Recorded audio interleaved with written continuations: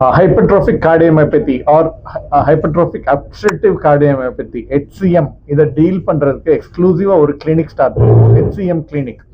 இந்த கிளினிக்கோட நோக்கம் இந்த பேஷண்ட்ஸ்க்கு ஏர்லியரா சீக்கிரமா ஒரு டயக்னோசிஸ் பண்ணணும். நம்பர் 2, ஒரு பேஷண்ட்டுக்கும் என்ன வகையான ட்ரீட்மெண்ட் தேவையோ, சில பேருக்கு பேஸ் மேக்கர் தேவை இருக்கலாம், சில பேருக்கு ஆப்ரேஷன் தேவை இருக்கலாம், சில பேருக்கு ஸ்பெஷல் மெடிசன்ஸ் தேவை இருக்கலாம். ஸோ என்ன தேவையோ அது ஒரு பேஷண்ட்டும் இண்டிவிஜுவலைஸ்டு ட்ரீட்மெண்ட் கொடுக்குறது. Number 3 is holistic care under one umbrella. என்ன வகையான ட்ரீட்மெண்ட் தேவை இருந்தாலும் வித்தின் காவிரி வடபழனி அந்த எல்லா ட்ரீட்மெண்ட்டும் அவைலபிள் இருக்கு. ஒரு நல்ல எம்ஆர்ஐ எடுக்கணும், ஒரு நல்ல எக்கோ எடுக்கணும், அதுக்குரிய ஸ்பெஷலிஸ்ட் ட்ரீட்மெண்ட் இருக்கணும்னா everything is available here. So we have expert treatment here and surgeries.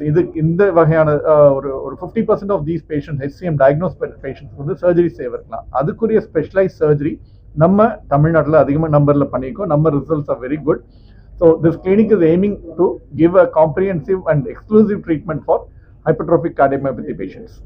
Registry மாதிரி நாங்கள் பிளான் பண்ணியிருக்கோம். தட் இஸ் வர எல்லா பேஷண்ட்ஸ்க்கும் அவங்களோட இன்ஃபர்மேஷன், டெமோகிராஃபிக் டீட்டெயில்ஸு, அவங்களோட பேக்ரவுண்டு, அவங்க வீட்டில் ஃபேமிலி ஹிஸ்ட்ரி யாருக்கும் இருக்கா, இதெல்லாம் ப்ராஸ்பெக்டிவாக ஒரு ரெஜிஸ்ட்ரியை முன்னாடி எடுத்துகிட்டு போகலான்னு பிளானில் இருக்கும்.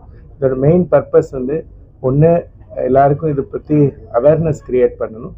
ரெண்டாவது எங்களுக்கும் ஒரு பெஞ்ச் மார்க் மாதிரி எப்படி நம்ம ட்ரீட் பண்ணுறோம், ஒரு நெக்ஸ்ட் 5 இயர்ஸில் நம்ம இந்த பிரச்சனையோட ஒரு 1000 பீப்புளை ட்ரீட் பண்ணுறோன்னா எப்படி ரிசல்ட்ஸ் இருக்குது, ஒரு ட்ரீட்மெண்ட் ஆப்ஷன்ஸ் அந்த மாதிரி சர்ஜரியோ, மெடிக்கல் ட்ரீட்மெண்ட்டோ, பேஸ் மேக்கரோ, யாருக்கு என்ன ட்ரீட்மெண்ட் கொடுக்குறோமோ அதோட அவுட்கம்ஸ் எப்படி இருக்குது, இன்டர்நேஷ்னல் ஸ்டாண்டர்ட்ஸ் படி இருக்கா, இல்லை அதோட கம்மியாக இருக்கா, இல்லை பெட்டராக இருக்காங்கிறது இன்ஃபர்மேஷன் கிடைக்கும். ஸோ இந்த மாதிரி ரெஜிஸ்ட்ரி இது வரைக்கும் இந்தியாவில் யாரும் பண்ணலை. அதனால் நாங்கள் இன்டென்ட் பண்ணுறோம் அந்த மாதிரி ப்ராஸ்பெக்டிவ் ரெஜிஸ்ட்ரி ஹைப்பர்ட்ரோபிக் cardiomyopathy எல்லாம் மோஸ்ட் ஆஃப் த ஸ்டடீஸ் ரெட்ரோஸ்பெக்டிவாக இருக்குது. நாங்கள் ஒரு ப்ராஸ்பெக்டிவ் ரெஜிஸ்ட்ரியாக பண்ணணும்னு விஷ் பண்ணுறோம். அது பேஷண்ட்டுக்கு அதனால பெனிஃபிட் இருக்குன்னு எதிர்பார்க்குறோம். உங்கள் மக்களுக்கு என்ன சொல்ல வரணும் அப்படின்னு சொன்னோம்னா, இது ஒரு விழிப்புணர்வு. எல்லா இருதயம் சார்ந்த வியாதிகளும் மாரடைப்பு கிடையாது. இது மாதிரியான வியாதிகள் இருக்குது. இது ஆக்சுவலாக இது காமன், மாரடைப்பு அளவுக்கு காமன் இல்லைனாலும் இதுவும் ஒரு காமன், பட் அன்டயக்னோஸ்ட். இதை சரியாக கண்டுபிடிக்க முடியாத நிலையில் இருந்தது இதுக்காக இந்த மாதிரி வியாதிகள்.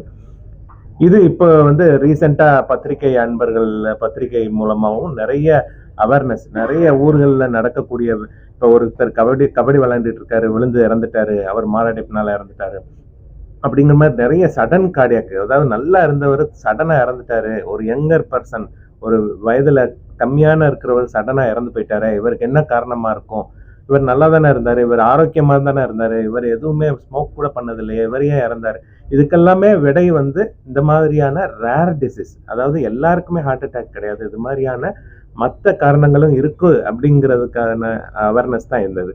பட் அன்பார்ச்சுனேட்லி இது காமனான டிசீஸ் தான். பட் இது நிறைய கண்டுபிடிக்கப்படாமல் இருக்கிறதுனால நிறைய பேருக்கு இது ஒரு ஆச்சரியமாகவும் இருந்திருக்கலாம்.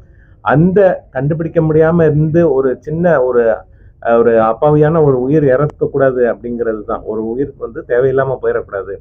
ஒரு அன்டயக்னோஸ்ட், ஒரு ட்ரீட்டபிள் கண்டிஷன், இதை கண்டுபிடிச்சா நம்ம குணப்படுத்த முடியும், இல்லை கண்டுபிடிச்சா இதுல இருந்து மரணத்துல இருந்து தப்பிக்க முடியும் அப்படிங்கிறதுக்கான ஒரு அவேர்னஸ் தான் இது இந்தியாவிலேயே இது 2வது பெரிய கிளினிக்கா இது காவேரி வடபழனியில் ஆரம்பிச்சிருக்கிறோம். இதுக்கு மெயினாக ஸ்கிரீனிங், அதாவது இந்த வியாதி இருக்கா இல்லையா அப்படிங்கிறது கண்டுபிடிக்கிறதுக்காக பெரிய பெரிய டெஸ்ட்டுகள்லாம் தேவையே இல்லை, சாதாரண டெஸ்ட்டுகள் தான். இது மூலமா இதை கண்டுபிடிச்சு இதனால ஒரு அப்பாவியான ஒரு உயிர் போயிடக்கூடாது அப்படிங்கிறதுக்கான கிளினிக்ஸ் தான் இந்த HOCM கிளினிக்ஸ்.